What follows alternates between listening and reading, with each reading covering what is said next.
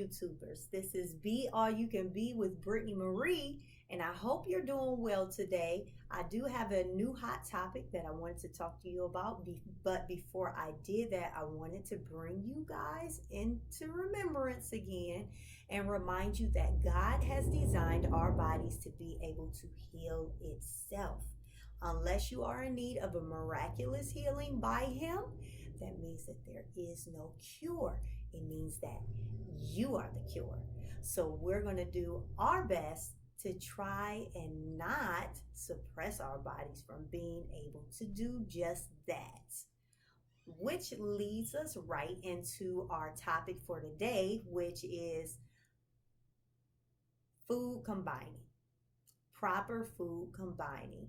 Because we find that when we pair certain foods together and it enters into our digestive system, it doesn't agree with us. It may ferment, it may die, it may give us heartburn, indigestion, all of those things because we have improperly combined our food. So we are going to talk about that today. I get asked that question all the time when I remove certain foods from my clients' diets, or I would like to say, as you will get used to me saying, their new live it lifestyle. So I will remove the food, I will remove the meat, the dairy, and the bread. And they will say, after I remove that, well, what am I supposed to have to eat now? What am I supposed to have? And I say, I'll respond, and then they'll respond right back. And then from their response, I'll get an understanding that they're not really knowledgeable on food and how the digestive system works and what it means to eat and eat healthy, in which I was stuck in the same wave as well. But food should be fun. It should be a pleasure to experience. It shouldn't be hard work or a job to have to figure out what you're getting ready to eat. So when we talk about proper food combining, we're also going to talk about keeping it simple, because the simpler, the better. Let's get started.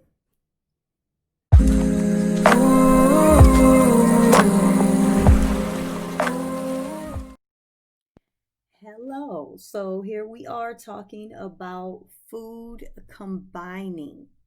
This here, I have a small plate of a variety of different food types.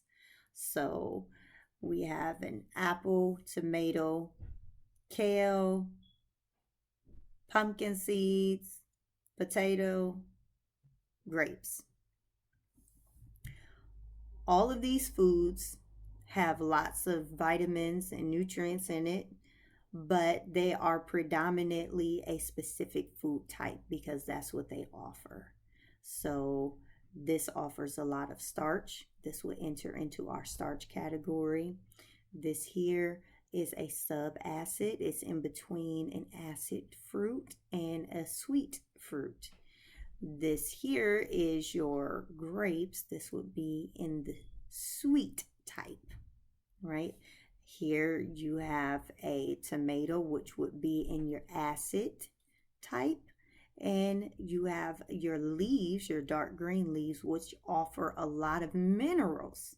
This would be in your low starch vegetable category. This here is your pumpkin seeds, which will fall into your protein category. And you want to remember that we need to encounter a lot more dark green leaves into our new Live It lifestyle, because it offers a lot more minerals like calcium and iron, all those things to keep our skeleton healthy and strong. And we cannot get those from our fruits, but we can get them from our leaves. Or we can get a lot more of them from our leaves. So that's what we want to focus on because it's raw and natural. But I wanted to go over this because it's important. And this as well is it's a melon, so it will fall into the melon category. This is its own category, and it's not to be combined with any other food. Now that we know our food types, we can get into what to combine together. As we've already stated,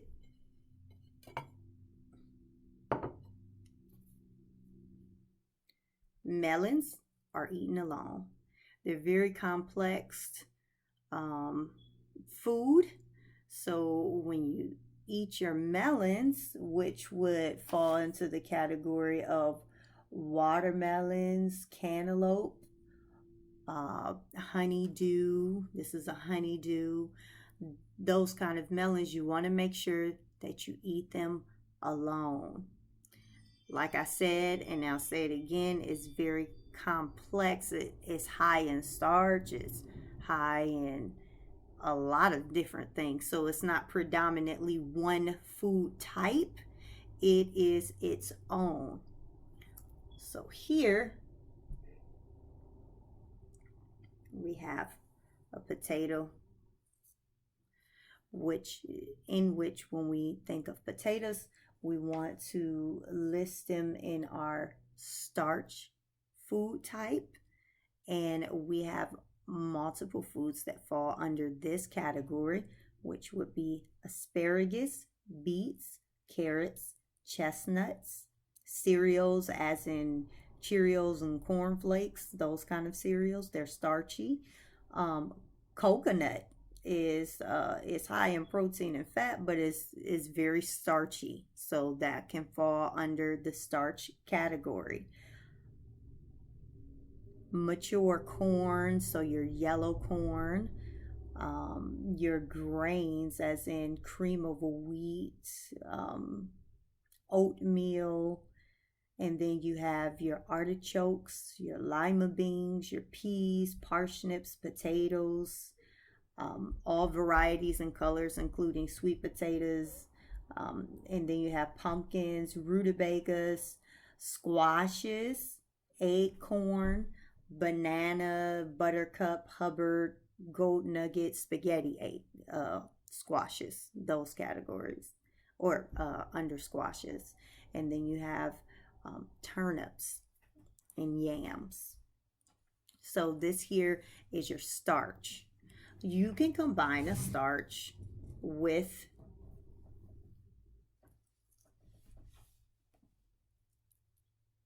leaves or your low starch vegetables. So when I say low starch vegetables, I want you to keep in mind that this has the food type that it is a low starch, and low starches fall under a list of different foods as in alpha sprouts, artichokes, string beans, bean sprouts, broccoli, Brussels sprouts, bok choy, cabbage, cauliflower, celery, collard greens, sweet corn, as in the more light yellow, white type corn. So that is a low starch fruit. And then we have cucumbers, eggplant, garlic, lettuces, any of your lettuces like romaine, iceberg, those kind, even the light lettuce or the dark green leaves, kale, which is this, kohlrabi, mushrooms, green mustard greens, so onions as in leeks, scallions, and then you also have peas, your sweet peas, your sugar snap peas, all of your peppers, whether they're sweet or hot, they fall under the low starch category as well. Radish, spinach, summer variety of squashes like crookneck or panny pan and zucchini fall under low starch, as well as Swiss chard. So these two together combined are a fair combination. If you don't want to just eat one alone in this category, you can combine the two, and that will still run smoothly, should run smoothly through your digestive system. So let's move on. Let's stay with our low starch, and then we can combine that with protein.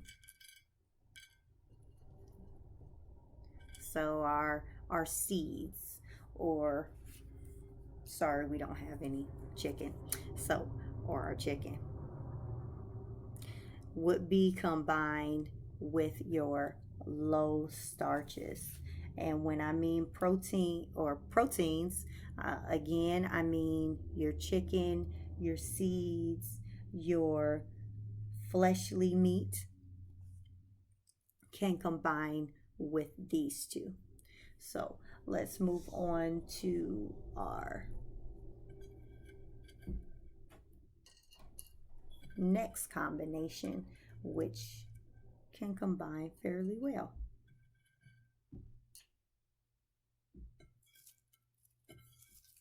So we'll do our sweets. Sweets as in grapes and bananas, cherries, any type of dry fruit like dried dates, dried figs, dried raisins, whatever kind of dried fruit falls under the sweet category. Persimmons, all of those things. And then dates, figs as well, if they are whole and they're not dehydrated, they fall under the sweet category. That can be combined with a subacid. These are a fair combination in foods. So subacids fall, they're a listed as cranberries, grapefruits, kiwis, kumquats. Oh, I'm sorry. That I was listening to you acids. This is subacid. Subacids are listed as apples, which is this, apricots, berries, as in blueberries, blackberries, raspberries, and mangoes, papayas, peaches, pears, plums, and nectarines. Those will all be considered your subacid food types. These pair well together.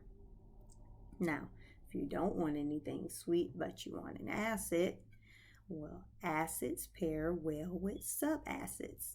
So with your acid fruit, you can imagine a list of cranberries, grapefruits, kiwis, kumquats, lemons, limes, oranges, pineapples, pomegranates, pomelos, strawberries, tangelos, tangerines, and as you can see here, tomatoes.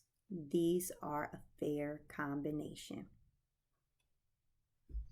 Now, also, if you just want a subacid and you want some leaves, low starch, that pairs well together. So acid and low starch, subacid and low starch, a sweet and low starch pair well with these. And as you can see, I did not pair a melon with these.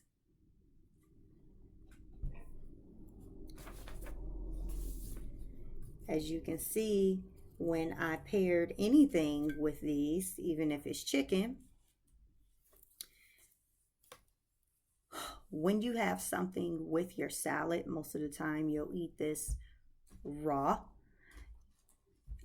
You do not dress it with oils or vinegars or dressings. You eat it as is, or you can add an avocado, which is in your fat category, and it is raw. It digests smoothly through your system compared to an empty calorie as an oil or oil as an oil. Sometimes we try to make our own dressings and they're filled with oils. So yes, and I know this is a small portion that I have shown to you and presented to you, but I want you guys to remember your food types and what can be properly combined. Now, again, with the question,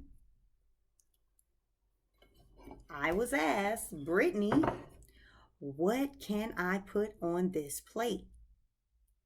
So let's see it in more of a variety of foods.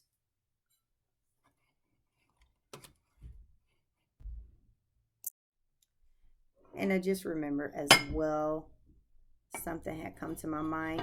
Neither did I compare a melon, combine a melon with any food.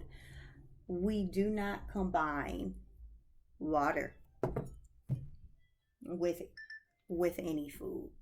This here, we don't want to put the water with any of this. Okay, that is diluting all of the nutrients that we've put in it. So we want to make it easy on our digestive system. If you drink water, I suggest that you drink it 20 minutes before you eat or an hour afterwards.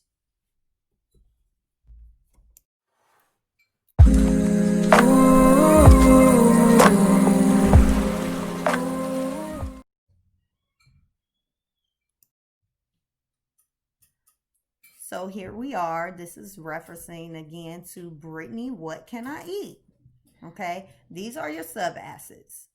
Now, you can get well full off of, these are your acid. This is your acid food types. You can get well satisfied, full, nourished off of these.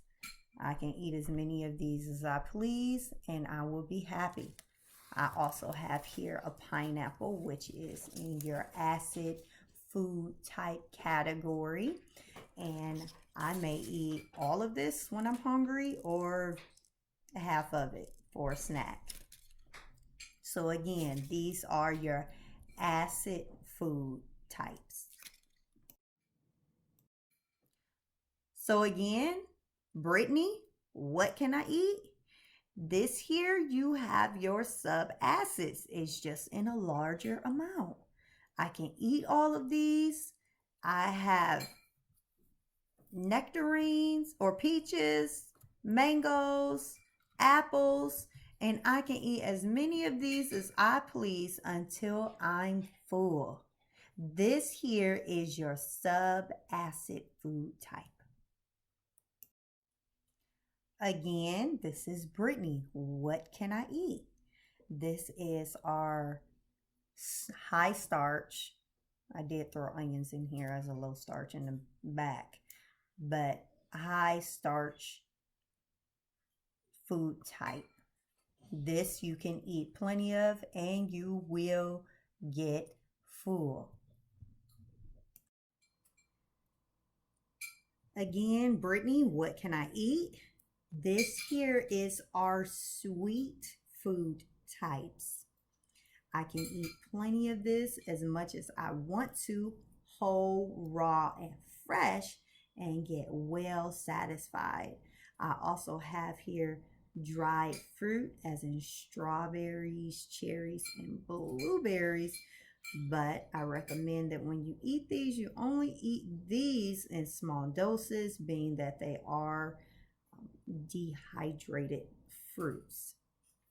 And you want to eat as much fruit and vegetables that are filled with as much water as possible. So when you eat the dried fruit, you may only want just a palm full.